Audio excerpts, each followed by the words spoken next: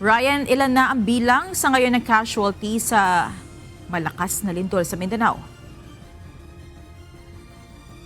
Monica, batay sa tala ng Office of Civil Defense, meron na umanong 19 na hindi nakaligtas sa 7.8 magnitude na lindol kaninang umaga.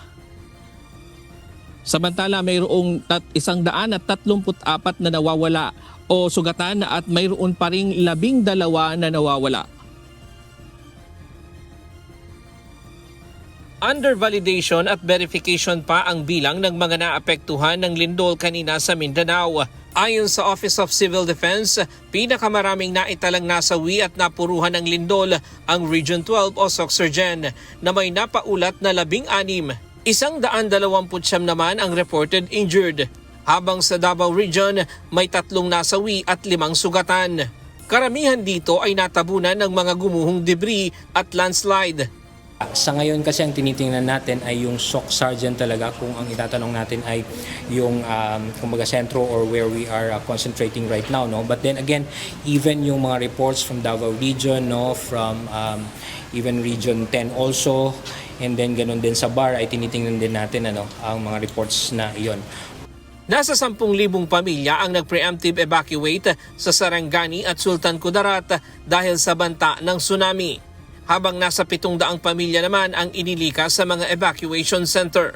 Sa ngayon, nagpapatuloy ang isinasagawang search, rescue and retrieval operations sa mga apektadong lugar. Personal ring nagpunta sa area si Undersecretary Harold Cabreros ng Office of the Civil Defense para alamin ang sitwasyon. Dahil doon sa mga nangyayaring aftershocks, no, so mahirap pa na bumalik na kaagad doon sa mga gusali hanggat wala pang assessment, structural integrity assessment na nagmumula sa safety officers, sa mga engineering departments, no, ng mga lokal na pamahalaan, ganun din ng BFP, at saka ganun din po ng ibang mga ahensya pa po ng pamahalaan na nagsasagawa nitong structural integrity assessment.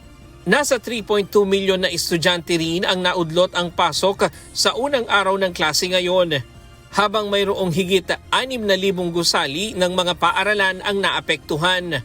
9 na lugar ang naiulat na walang supply ng kuryente. Sa ngayon, wala pa namang lugar na tinamaan ng banta ng tsunami. Inaantay ngayon ng OCD ang resulta ng Rapid Damage Assessment and Need Analysis mula sa mga lokal na opisyal para matugunan ang mga tulong na kinakailangan. Monica, sa ngayon binawi na ng Philippine Institute of